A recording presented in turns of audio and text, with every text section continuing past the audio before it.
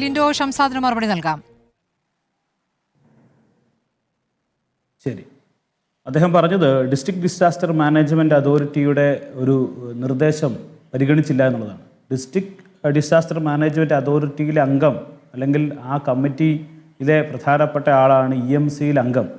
അദ്ദേഹം എന്തുകൊണ്ട് ആ അഭിപ്രായം ഇവിടെ രേഖപ്പെടുത്തിയില്ല എന്നുള്ളത് അദ്ദേഹത്തോട് ചോദിക്കേണ്ടി വരും. ഇത് അതിനുശേഷമാണ്, നിങ്ങൾ ഈ പറഞ്ഞ പരാമർശത്തിന് ശേഷമാണ് സെൻട്രൽ ഗവൺമെന്റ് ക്ലിയറൻസ് DDMA-യിൽ അങ്ങനെ ഒരു അംഗമില്ല. ലിൻഡോയ്ക്ക് അത് അറിയില്ലെങ്കിൽ ഞാൻ പറഞ്ഞു തരാം, അത് തെറ്റാണ്. അല്ല, വസ്തുതാവിരുദ്ധമായ കാര്യങ്ങൾ പറയരുത്. DDMA-യിൽ അംഗമില്ല. ജില്ലാ കളക്ടർ,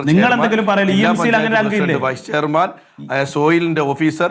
ഞാൻ നിങ്ങളോട് പറഞ്ഞതല്ല, വൈസ് ചെയർമാൻ ആളാണ് ലിൻഡോ. EMCയിൽ അംഗമാണെന്നാ പറഞ്ഞത്. ശരി, ആയിക്കോട്ടെ, ഞാൻ പറഞ്ഞത് EMCയിൽ അംഗമാണെന്ന് അംഗം. അതായത് കേൾക്കൂ ശ്രീ, ഞാൻ പറയുന്ന കേൾക്കൂ. ശരി, ഞാനത് പറയുന്ന കേൾക്കൂ, നിങ്ങളത് പറയുന്നത് കേൾക്കൂ. Shri Arun Peter, hazard analyst, district disaster management authority EMCയിൽ അംഗമാണ് എന്നാണ് ഞാൻ സൂചിപ്പിച്ചത്. അതിനുശേഷം ഇവരുടെ മോണിറ്ററിംഗ് യോഗം മറ്റു കാര്യങ്ങളൊക്കെ ചേരേണ്ടതുണ്ടല്ലോ. നിങ്ങളൊരു നന്ദകുമാറിന്റെ കാര്യം ചോദിച്ചു. നന്ദകുമാർ അതിൻ്റെ അകത്ത് ഒരംഗം മാത്രമാണ്. ബാക്കി 4 പേരും കൂടെ അടങ്ങുന്നതാണ് EMC committee. EMC committee 2025 December മാസത്തിൽ യോഗം ചേർന്നതിന്റെ കാര്യം ഞാൻ സൂചിപ്പിച്ചു. 2026 ജൂൺ മാസത്തിൽ അടുത്ത റിപ്പോർട്ട് കൊടുക്കണം. കൊടുത്തിട്ടുണ്ടോ ഇല്ലയോ എന്നുള്ളത് ഇപ്പം പ്രഖ്യാപിച്ച അന്വേഷണത്തിൽ കണ്ടെത്തട്ടെ. അതിൽ ഈ പറഞ്ഞ ആളുകൾക്ക് എന്തെങ്കിലും കുറവ് അല്ലെങ്കിൽ പോരായ്മ സംഭവിച്ചിട്ടുണ്ടോ എന്ന് പരിശോധിക്കട്ടെ എന്നുള്ളതാണ് ഞാൻ പറഞ്ഞത്. ഇനി നിങ്ങൾ DDMA-യെ സംബന്ധിച്ച് പറഞ്ഞത്, DDMA നിങ്ങൾ ഈ പറഞ്ഞ നിലപാട് സ്വീകരിച്ചു എന്ന് പറഞ്ഞതിന് ശേഷമാണല്ലോ സെൻട്രൽ ഗവൺമെന്റിന്റെ അംഗീകാരം ലഭ്യമായത്. അതിനുശേഷമാണ് 2026 സുപ്രീം കോടതിയെ സമീപിച്ചത്. സുപ്രീം കോടതിയിൽ നിങ്ങൾ ഈ പറഞ്ഞ മുണ്ടക്കൈ ചൂരൽമല ദുരന്തവും ഈ പറഞ്ഞ DDMA-യുടെ പരാമർശവും എല്ലാം നിങ്ങൾ സുപ്രീം കോടതിയിൽ ചൂണ്ടിക്കാട്ടിയില്ലേ? പരിസ്ഥിതി സംരക്ഷണ സമിതി എന്ന ഇതെല്ലാം പരിഗണിച്ചുകൊണ്ടല്ലേ ഈ അംഗീകാരം നൽകിയത്? സംസാരിച്ച ഘട്ടത്തിൽ തെറ്റ് പറഞ്ഞു പോവരുത്. പറയൂ നിങ്ങൾ പറയൂ, എന്താണ് പരിഗണിക്കണ്ട എന്നാണ് സർക്കാർ തീരുമാനിച്ചത്. DDMA-യുടെയും KSDMA-യുടെയും നിർദ്ദേശങ്ങൾ പരിഗണിക്കണ്ട എന്നാണ് തീരുമാനമെടുത്തത്. അതാണ് സ്മൃതി നേരത്തെ പറഞ്ഞത്. ആ യോഗത്തിന്റെ മിനിറ്റ്സ് പ്രകാരം ഈ പറയുന്ന EIE പരിസ്ഥിതി ആഘാത ലഘൂകരണ പദ്ധതി റിപ്പോർട്ട് EMP എന്നിവയെ അടിസ്ഥാനമാക്കിയാണ് വനം പരിസ്ഥിതി മന്ത്രാലയം തീരുമാനമെടുക്കുന്നത്. അപ്പോൾ അതിനു പുറത്തൊരു തീരുമാനമെടുക്കാനോ അനുമതി നൽകാനോ ജില്ലാ സംസ്ഥാന അതോറിറ്റികൾക്ക് നിയമപരമായി ഒരു അധികാരവുമില്ല. ഈ അപേക്ഷ സ്വീകരിക്കാൻ പോലും പാടില്ലായിരുന്നു എന്നാണ് ഈ മിനിറ്റ്സിൽ പറയുന്നത്. അപ്പോൾ ജില്ലാ കളക്ടർക്കടക്കം ഒരു അധികാരവും ഇല്ല എന്ന് പറയുകയാണ്. ഇനി പറഞ്ഞോളൂ. അത് എൻവയോൺമെന്റൽ ക്ലിയറൻസിന്റെയും, അതായത് സ്റ്റേറ്റ് എൻവയോൺമെന്റൽ ക്ലിയറൻസും സെൻട്രൽ എൻവയോൺമെന്റൽ ക്ലിയറൻസും നൽകുന്നതിന് സ്റ്റേറ്റിലും സെൻട്രലിലുമുള്ള ഇത്തരം ധാരാളം ഇതുകൊണ്ട് ജിയോളജിസ്റ്റും അതുപോലെ തന്നെ ബന്ധപ്പെട്ട് ധാരാളം വകുപ്പുകളുണ്ട്. ഇത്തരം വകുപ്പുകളുടെ എല്ലാം ക്രോഡീകരിച്ച അഭിപ്രായത്തിന്റെ അടിസ്ഥാനത്തിലാണല്ലോ, അവർ നൽകുന്ന റിപ്പോർട്ടുകളുടെ അടിസ്ഥാനത്തിലാണ് ഈ അംഗീകാരം നൽകുന്നത്. എൻവയോൺമെന്റൽ ക്ലിയറൻസ് കിട്ടുന്നത്, സ്റ്റേറ്റിന്റെയും സെൻട്രലിന്റെയും ക്ലിയറൻസ് കിട്ടുന്നത് ഇത്തരം റിപ്പോർട്ടുകളെല്ലാം പരിഗണിച്ചുകൊണ്ടാണ്. ഈ പറഞ്ഞ രൂപത്തിൽ ഏതെങ്കിലും തരത്തിലുണ്ടോ എന്നുള്ളത് പരിശോധിക്കപ്പെടട്ടെ. അതിൻ്റെ അകത്ത് ആർക്കാണ് ആക്ഷേപം അങ്ങനെ ഉണ്ട് എന്നുള്ളത് പരിശോധിക്കേണ്ടതില്ല എന്ന് നിശ്ചയിച്ചിട്ടുണ്ടെങ്കിൽ അത് എന്താണ്, തുടർ പരിശോധനയിൽ ആ കാര്യങ്ങൾ വരട്ടെ. പക്ഷെ ഞാൻ പറഞ്ഞത് ഇത്തരം എല്ലാ അതോറിറ്റികളുടെയും പരിശോധനാ റിപ്പോർട്ടുകളുടെ അടിസ്ഥാനത്തിലാണ് സ്റ്റേറ്റിന്റെ ക്ലിയറൻസും സ്റ്റേറ്റ് നൽകുന്ന ക്ലിയറൻസ് പരിശോധിച്ച് സെൻട്രൽ ഗവൺമെന്റ് ക്ലിയറൻസും നൽകുന്ന അതിന്റെ അടിസ്ഥാനത്തിലാണ്. ഈ സ്റ്റേറ്റ് നൽകിയ ക്ലിയറൻസും നേരത്തെ പറഞ്ഞല്ലോ 3 വർഷത്തെ SIA സ്റ്റഡി നടത്തണം എന്നുള്ളൊരു പരാമർശം ഉണ്ടായല്ലോ. ഈ സ്റ്റേറ്റും സെൻട്രൽ ഗവൺമെന്റും നൽകിയ ക്ലിയറൻസിന്റെ പുറത്താണ്.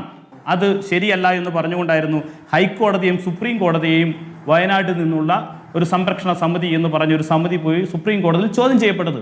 സുപ്രീം കോടതി ചീഫ് ജസ്റ്റിസ് തന്നെയാണ് അന്ന് അത് പരിഗണിച്ചത്. ചീഫ് ജസ്റ്റിസിനെ ഈ കാര്യങ്ങൾ ബോധ്യപ്പെടുത്താൻ ഈ പറയുന്ന ആളുകൾക്ക് എന്തുകൊണ്ട് സാധിച്ചില്ല? അപ്പോൾ തുടർ പഠനങ്ങളുമായി ബന്ധപ്പെട്ട ചില ഉറപ്പുകളും കോടതിയിൽ നൽകിയിരുന്നില്ലേ ലിൻഡോ? തുടർ പഠനങ്ങൾ സംബന്ധിച്ച ഒരു ഉറപ്പും കോടതിയിൽ നൽകിയിരുന്നില്ലേ? ആ ഉറപ്പുകൾ അത് കോടതി, നിങ്ങൾ പറയുന്നത് കേൾക്കൂ, പൂർണ്ണമായിട്ടും പറയുന്നത് കേൾക്കൂ. ആ ഉറപ്പുകളല്ലേ 60 കണ്ടീഷൻസ് ആയിട്ട് പറഞ്ഞത്. ആ 60 കണ്ടീഷൻസ് പാലിക്കാൻ company, Konkan rail corporation, PWD, സംസ്ഥാന സർക്കാർ ബാധ്യസ്ഥരാണ്. പരിശോധിക്കാം എന്ന് പറയുന്നത് നമ്മളിവിടെ ദുരന്തത്തിന് ശേഷമുള്ള ചർച്ചയാണ് ലിൻഡോ. ഇവിടെ പരിശോധിക്കാം എന്ന് പറയുന്ന കാര്യങ്ങൾ പാലിക്കപ്പെടാത്ത കാര്യങ്ങളല്ലേ നമ്മൾ ചർച്ച ചെയ്തുകൊണ്ടിരിക്കുന്നത്. അങ്ങനെ നടന്നിട്ടില്ലെങ്കിൽ നടപടി സ്വീകരിക്കണം.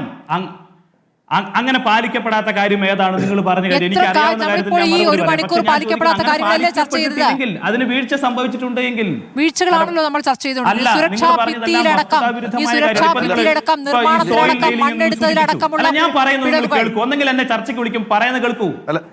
ശരി, നിങ്ങൾ സോയിൽ നെയിലിംഗിന്റെ കാര്യങ്ങൾ സൂചിപ്പിച്ചില്ലേ? സോയിൽ നെയിലിംഗ് ഇത് EPC മോഡലുള്ള ഒരു കോൺട്രാക്ട് ആണ്. EPC മോഡ്, അതിന്റെ അകത്ത് DPR സോയിൽ നെയിലിംഗ് വരുമോ? DPR സോയിൽ നെയിലിംഗ് വരുമോ? നിങ്ങളുടെ വസ്തുതാവിരുദ്ധമായ കാര്യമല്ലേ പറഞ്ഞത്? ഞാൻ പറഞ്ഞല്ലോ, ഏതെങ്കിലും തരത്തിൽ വീഴ്ച സംഭവിച്ചിട്ടുണ്ടെങ്കിൽ നടപടി സ്വീകരിക്കണം. ആർക്കെങ്കിലും പോരായ്മ സംഭവിച്ചിട്ടുണ്ടെങ്കിൽ നടപടി സ്വീകരിക്കണം. എല്ലാവർക്കും അതിന് ഉത്തരവാദിത്തം ഇല്ലേ? അതിനല്ലേ അന്വേഷണം. അതിനാണ് അന്വേഷണം നടത്തുന്നത്. ഞാനിവിടെ പറഞ്ഞത് എന്താണ്? സൂചിപ്പിച്ച കാര്യം പറഞ്ഞുള്ളൂ. അതെ, എല്ലാം കഴിഞ്ഞ ശേഷം പരിശോധിക്കാമെന്ന് പറയുന്നതും ഇത് അതത് കാലങ്ങളിൽ ഒരു ദുരന്തം ഉണ്ടായതിനു ശേഷം നടക്കുന്ന ഒരു നമ്മൾ നടത്തേണ്ട മുൻകരുതൽ എത്രത്തോളം പരിശോധിക്കേണ്ടത്. അല്ല സ്മൃതി ഒരു കൺക്ലൂഷനിലേക്ക് എത്തിയിട്ട് ആ ദാരുണമായ സംഭവത്തെ തള്ളിക്കളയുന്ന രൂപത്തിലേക്ക് ഞങ്ങളുടെ മുന്നിലേക്ക് എത്തിവെക്കരുത്. ആ ദാരുണമായ സംഭവത്തെ അപലപിക്കുന്ന ആളുകളാണ്. വീഴ്ച സംഭവിക്കുന്നത് പരിശോധിക്കുകയാണ് വേണ്ടത്. ലിൻഡോ, അങ്ങ് നോക്കൂ, കൺക്ലൂഷൻ എന്ന് പറയുന്നത് കൺക്ലൂഷൻ അല്ല. വിവിധ ഭാഗങ്ങളിൽ വന്നിരിക്കുന്ന വീഴ്ചകൾ ചൂണ്ടിക്കാണുമ്പോൾ സ്വാഭാവികമായിട്ട് എന്താണ് നമ്മൾ ഇതിനൊക്കെ അനുകൂലമാണെന്നുള്ള ചിന്തയിലുണ്ടാവുക. ലിൻഡോ, അങ്ങനെയല്ലല്ലോ.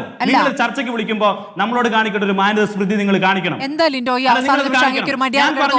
ഇടയിൽ നിങ്ങൾ കയറിയിട്ട് എന്താണ് ദാരുണമായ സംഭവത്തെ കുറിച്ച് പറയുന്നത്? എന്താണ് അങ്ങനെയല്ലല്ലോ പറയേണ്ടത്. എനിക്ക് പറയാനുള്ള കാര്യം അവസരം തരണം. അതിനിടയിൽ കയറി ദാരുണമായ സംഭവത്തെ കുറിച്ച് പറയുമ്പോൾ ഈ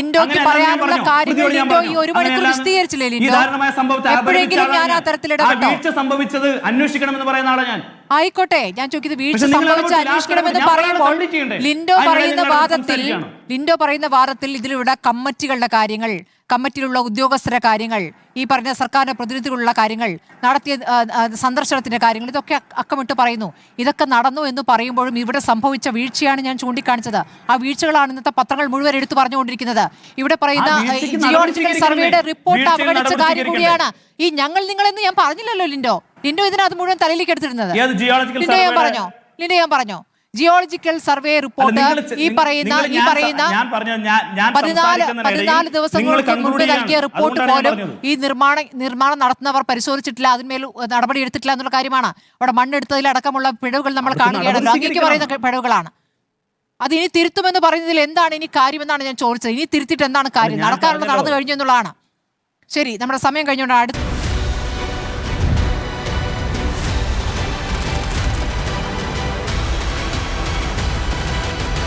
Debate with Smriti Parathikkad.